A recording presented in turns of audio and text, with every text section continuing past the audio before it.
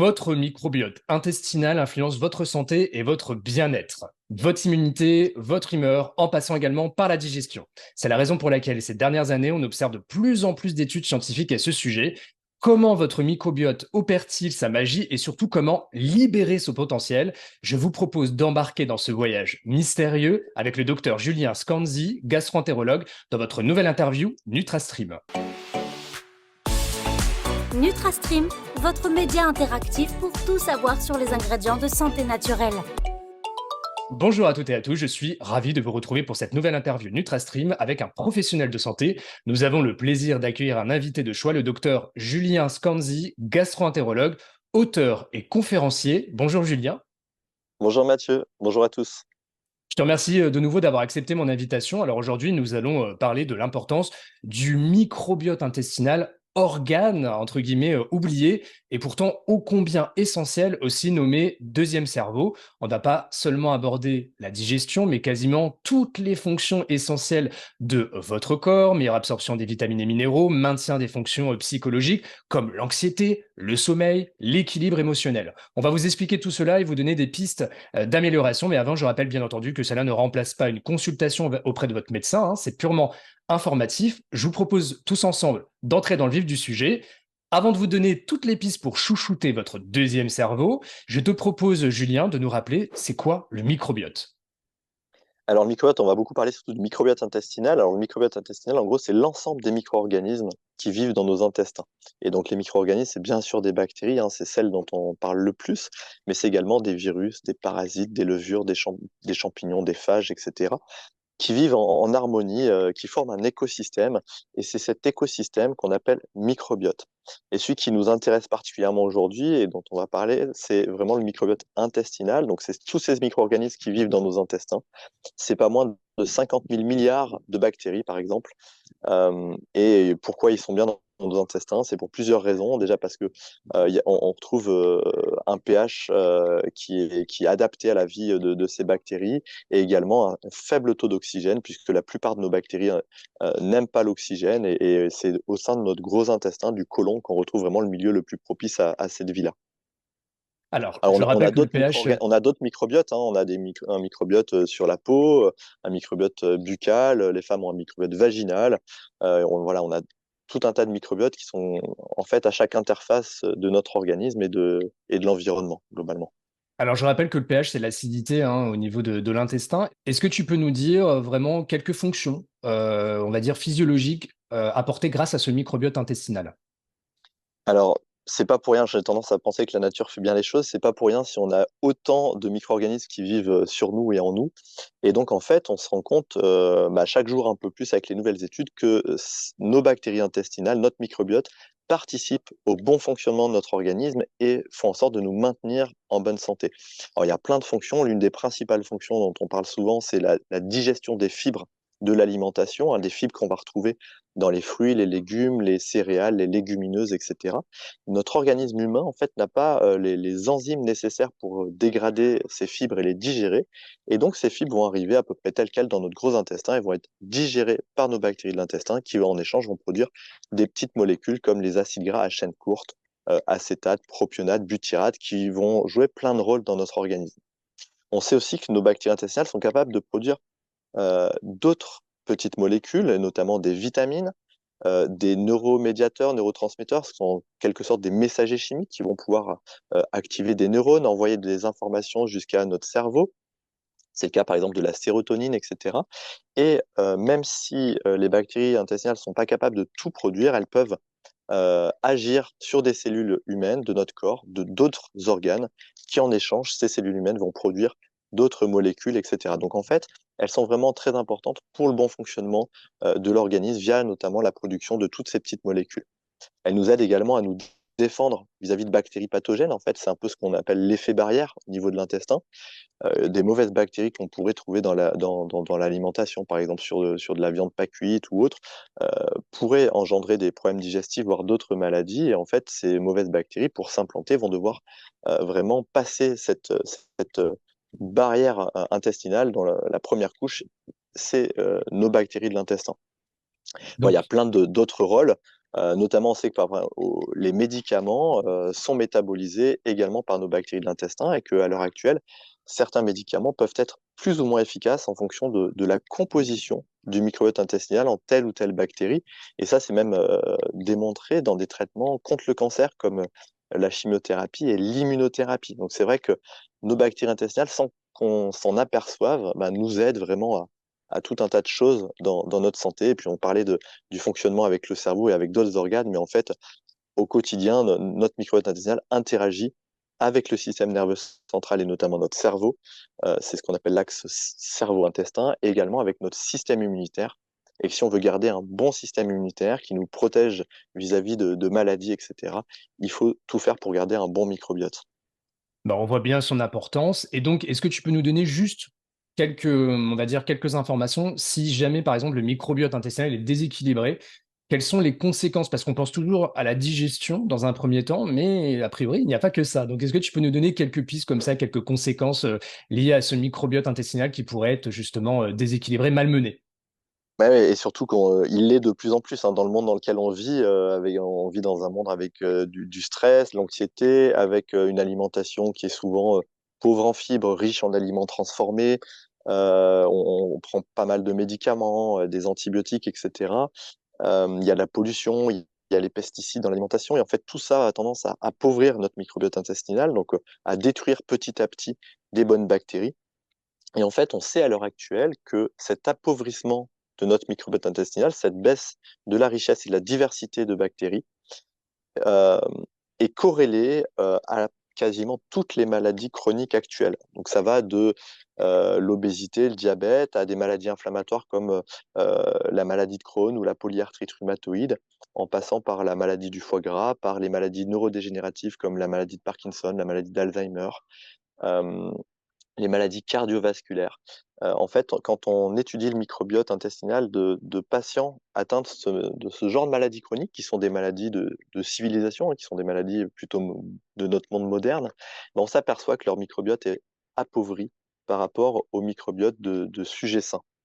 Donc voilà, si en gros, voilà, un appauvrissement du microbiote peut engendrer tout un tas de désordres allant jusqu'à ces maladies chroniques qui peuvent potentiellement être graves et sans moyen derrière de les traiter. Et en passant, comme tu l'as mentionné au tout début, par tout ce qui est anxiété, stress, jusqu'à la dépression, on sait également qu'il y a un lien assez important entre l'état du microbiote intestinal et l'état psychique un petit peu, et cet état anxieux ou voire dépressif, hein. Il y a vraiment un lien entre tout ça. D'où peut-être le nom de «Deuxième cerveau» justement. Il y avait une émission dernièrement, alors je ne donnerai pas le nom pour éviter de faire de la publicité, avec un psychiatre justement qui disait que dans la dépression, on ne peut plus mettre de côté en tous les cas le microbiote intestinal. Il faut aussi investiguer, on va dire, de ce côté, d'où l'importance finalement de maintenir l'équilibre de ce microbiome. Alors, il y a pas mal de pistes, hein, on va en parler, mais avant de les aborder, il faut comprendre les causes qui le déséquilibrent. Alors, tu en as donné quelques-unes, je vais les résumer, rapidement. Si tu en vois d'autres, n'hésite pas à apporter des précisions. Évidemment, une alimentation qui n'est pas riche, qui est pas variée et équilibrée, parce que ça, c'est la priorité, évidemment, de bien manger. Attention aux aliments, ultra transformés. Alors, on peut pas être contre des aliments ultra transformés à chaque fois, mais évidemment, une fois de temps en temps, ça peut ne poser aucun problème. Notre microbiote a cette capacité de résilience et de se rééquilibrer rapidement, mais c'est plutôt la répétition et la quantité.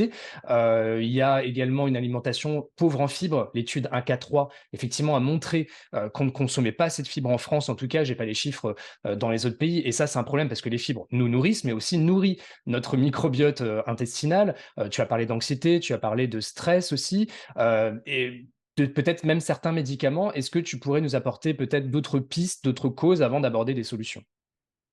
Bah, tout en restant dans le mode de vie, parce qu'il franchement, le mode de vie a un impact majeur sur notre microbiote et le mode de vie, on peut faire quelque chose. Il y a des choses qu'on subit dans la vie, mais notre mode de vie, ce qu'on mange, l'activité physique qu'on va avoir, éventuellement le stress, on peut arriver à jouer dessus. Et donc, dans le mode de vie, il y a l'activité physique et on sait que la sédentarité, par exemple, c'est plutôt délétère sur le microbiote intestinal, alors que une activité physique régulière est vraiment propice à un bon microbiote et au maintien de cette biodiversité. D'ailleurs, les sportifs de haut niveau et les sportifs réguliers ont très souvent un très bon microbiote, en tout cas un microbiote très riche et diversifié. Donc je pense que le point majeur, c'est ça, c'est une alimentation qui doit être variée, riche en fibres, pauvre le plus possible en aliments ultra transformés, puisque les additifs, la plupart du temps, sont délétères sur le microbiote, et avoir une activité physique régulière, éventuellement lutter un peu contre le stress avec de la relaxation, de la sophrologie, du yoga, des choses comme ça, si besoin. Mais l'activité physique, c'est aussi un très bon moyen de diminuer le stress.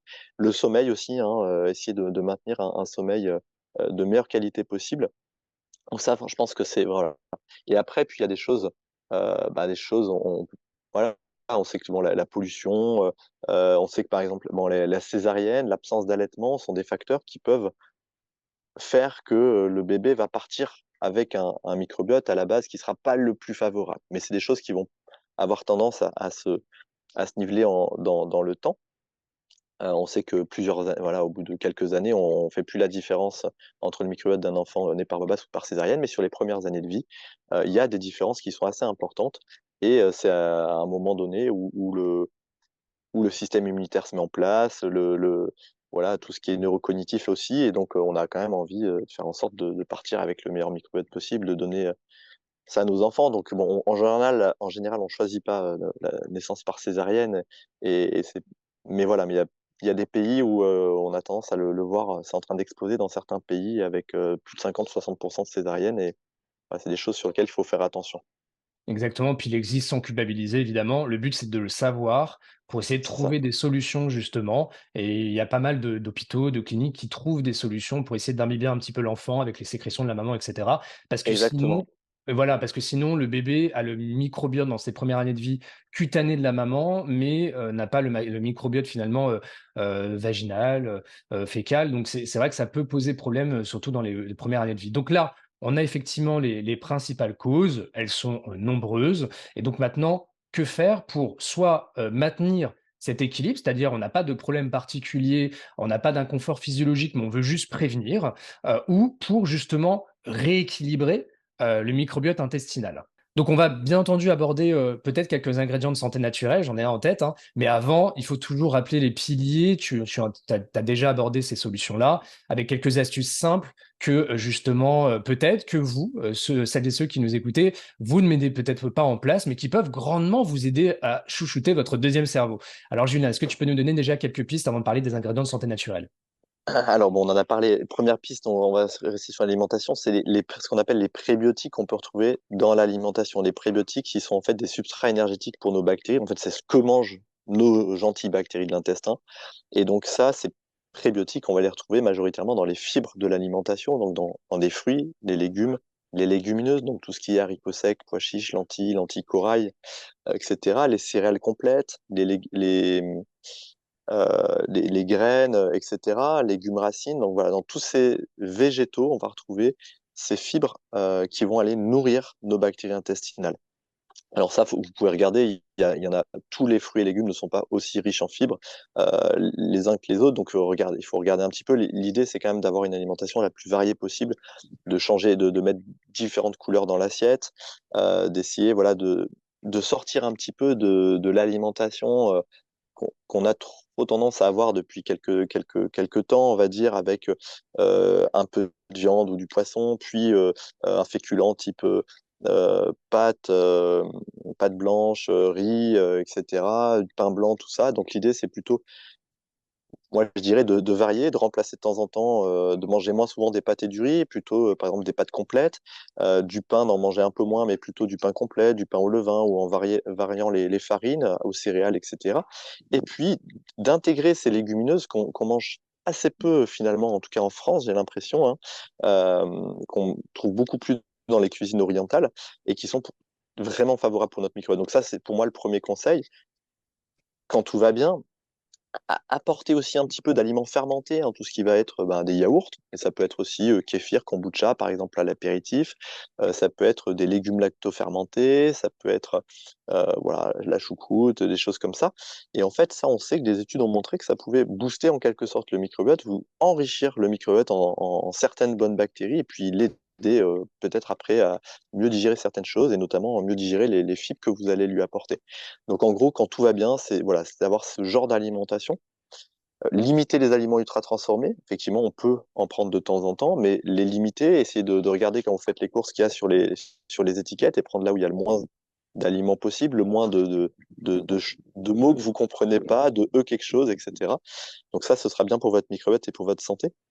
Et puis, dans certains cas où le microbiote peut être déséquilibré, suite à une prise d'antibiotiques, suite à une infection, une gastro, suite à une fatigue passagère, un coup de stress important, on peut être amené parfois à faire un peu plus que l'alimentation et à prendre en quelque sorte euh, des compléments alimentaires pour nos bactéries, pour notre microbiote, pour nos intestins, euh, et notamment des probiotiques. Il y a pas mal d'études qui montrent le bienfait de certains probiotiques, par exemple pour limiter les effets indésirables des antibiotiques, qui est notamment la diarrhée.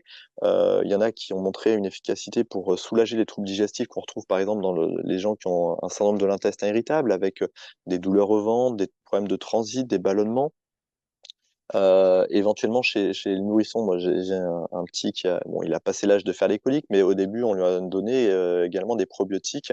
Certains ont montré une efficacité contre placebo, hein, pour soulager les coliques du nourrisson. Donc en fait il y a plein de cas, plein de situations où la prise de probiotiques peut amener un plus, et ne serait-ce que pour améliorer, on va dire, hein, pour soulager ou compléter un peu booster un peu notre système immunitaire.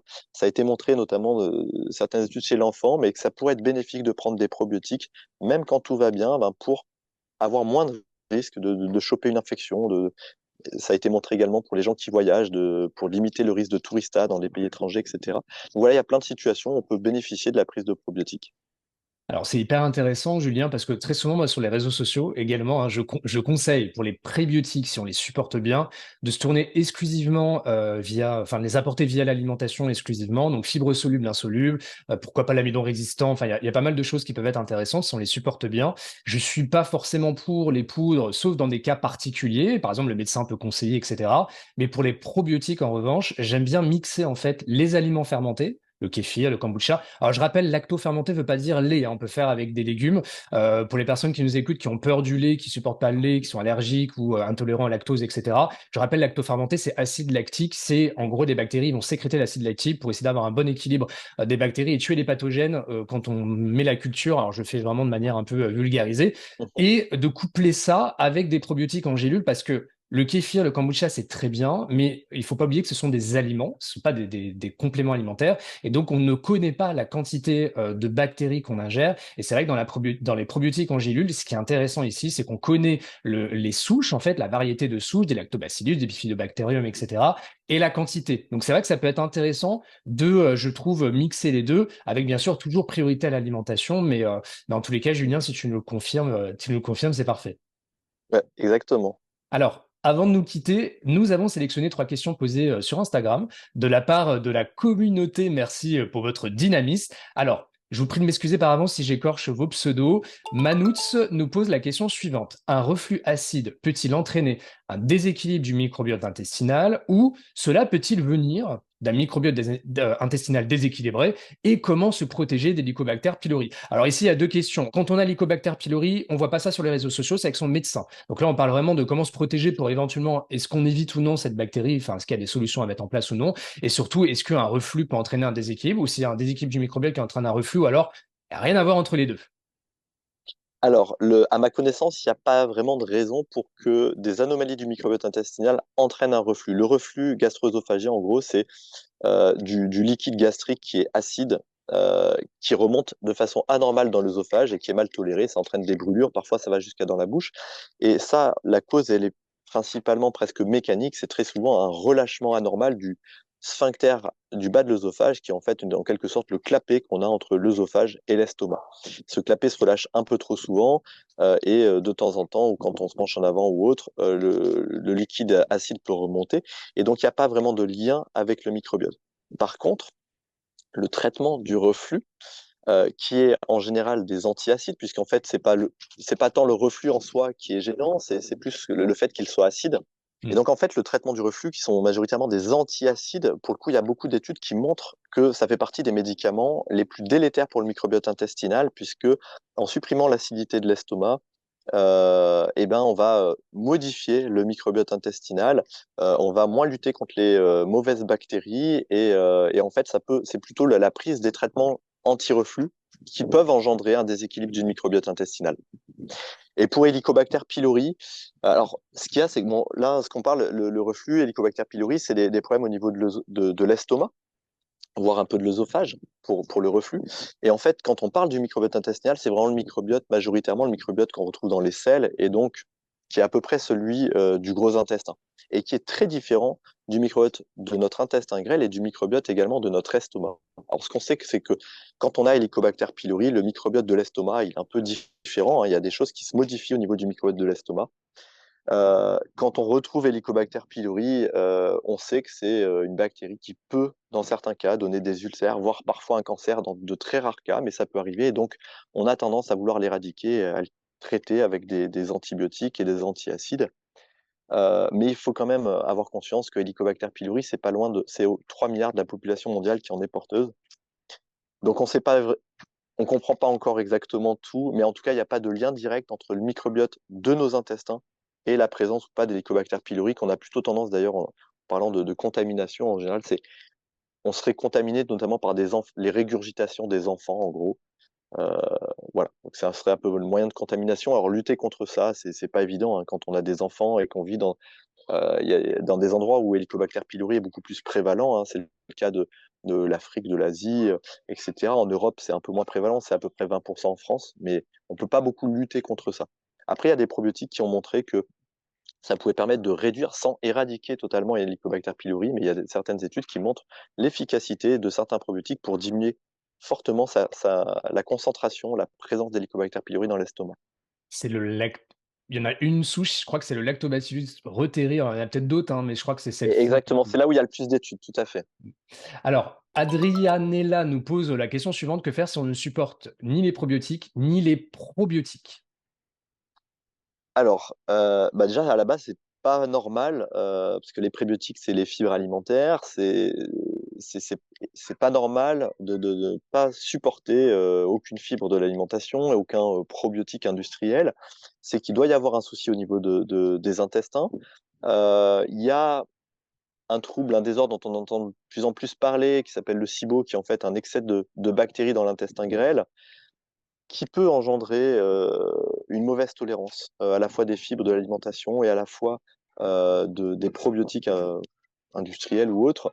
Donc le mieux dans ces cas-là, quand il y a une mauvaise tolérance de ça, bah, c'est de consulter pour essayer de trouver la cause de la mauvaise tolérance, pour voir comment on peut agir déjà sur l'intestin, euh, avant de reprendre progressivement en étant accompagné une alimentation avec bah, le plus possible de fibres, en partant des fibres qui sont le moins irritantes pour les intestins, euh, et, en, et faire ça très progressivement. Parce qu'il faut bien savoir que c'est bien beau de manger des fibres, et il faut en manger, on n'en mange pas assez. Mais la plupart des fibres entraînent une augmentation des gaz, potentiellement des ballonnements, même chez quelqu'un qui n'a pas de soucis intestinaux. Donc si on augmente son apport en fibres, il faut le faire progressivement. Tout à fait. Tout à fait, je le précise très souvent. Dernière question de Fafabel, 287: comment savoir si notre deuxième cerveau est malade ou déséquilibré? Quel examen? Alors moi de mon côté, c'est vrai que je ne recommande pas les kits qu'on voit très souvent entre 150 et 300 €. Je trouve que c'est peut-être pour le côté fun, mais en aucun cas, ça remplace vraiment des études, qu'on fait actuellement sur le microbiote dans des grosses structures. Qu'est-ce que tu en penses, Julien? Est-ce que tu aurais, quelques astuces comme ça pour savoir à peu près si le microbiote est déséquilibré? Et qu'est-ce que tu penses de ces kits microbiote justement? Alors, c'est une très bonne question. Pour l'instant, alors que l'analyse de microbiote, parce qu'en fait, la plupart de ces kits, comme tu dis, qui sont faits par des startups, le font globalement très bien. Et le résultat est à peu près le même que d'autres qui peuvent être faits dans des gros laboratoires. Le souci, c'est pas tant de faire cette analyse, pour ceux qui peuvent avoir l'argent de mettre dans ces analyses, c'est qu'est-ce qu'on en fait derrière.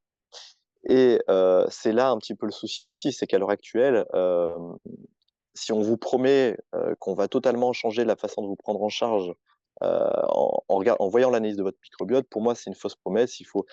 Pour l'instant, on est presque plus dans le charlatanisme, et c'est quelque chose qui va bouger. C'est clairement, ça va bouger. avec les connaissances scientifiques qui explosent, avec de plus en plus d'études sur de plus en plus de personnes. Donc, avec l'intelligence artificielle, on va arriver à associer les analyses de microbiote de milliers de personnes avec leurs caractéristiques cliniques, leurs maladies, ce qu'elles mangent, leur mode de vie, etc. Et ça nous permettra de bien comprendre.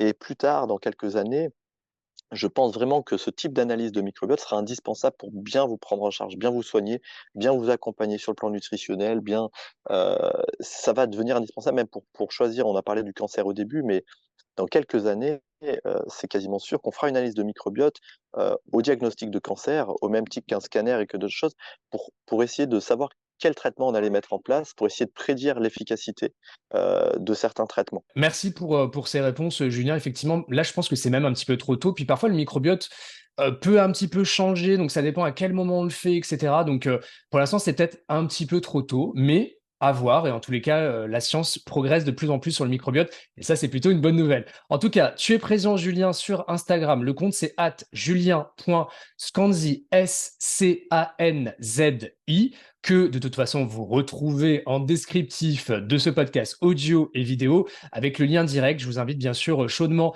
à vous abonner pour du contenu de qualité et un contenu plutôt bienveillant. Et tu as écrit d'ailleurs un ouvrage incroyable, Microbiote aux éditions Le Duc. Peux-tu nous en toucher quelques mots? Ouais, alors du coup, bon, bah, je l'ai pas à portée de main, qui est sorti il y a quasiment un an, qui est un livre vraiment grand public pour vraiment sensibiliser tout le monde au fabuleux pouvoir de notre microbiote. Non, mais surtout sensibiliser tout le monde sur les liens entre le microbiote intestinal et la santé, et voilà, pour que chacun puisse avoir les cartes en main pour prendre soin de sa santé. En fait, je pense que c'est un peu dans l'air du temps d'essayer de voir comment on peut faire avec le mode de vie, l'alimentation, euh, comment on peut faire pour vieillir dans la meilleure santé possible, essayer de combattre certaines maladies chroniques qu'on voit de plus en plus autour de nous. Et donc moi, voilà, je donne voilà, les connaissances, j'essaie de vulgariser en quelque sorte les connaissances scientifiques actuelles sur les liens entre le microbiote intestinal et la santé. Donc c'est accessible à tout le monde, c'est très illustré, il y a des résumés à chaque chapitre, chaque chapitre, il y a pas mal d'illustrations, etc. Donc voilà. Excellent, Julien. En tout cas, ça fait plaisir de voir un médecin gastro-entérologue qui a une vision d'ensemble de l'individu. Et d'ailleurs, si vous êtes intéressé de comprendre votre système digestif comme jamais on vous l'a expliqué auparavant, avec plein de solutions à vos inconforts du quotidien, je rappelle que vous retrouverez un article en cliquant sur les liens en descriptif de ce podcast. Julien, je te remercie infiniment pour cette interview. Merci Mathieu, un plaisir. Pour la prochaine interview avec un professionnel de santé, j'aurai le plaisir d'accueillir un médecin. On vous parlera de la croissance des cheveux. Abonnez-vous pour ne rien rater sur YouTube pour la version vidéo ou sur votre plateforme de podcast favori. Je rappelle que NutraStream est présent sur toutes les plateformes de podcast. À très vite sur NutraStream et vive les ingrédients de santé naturels.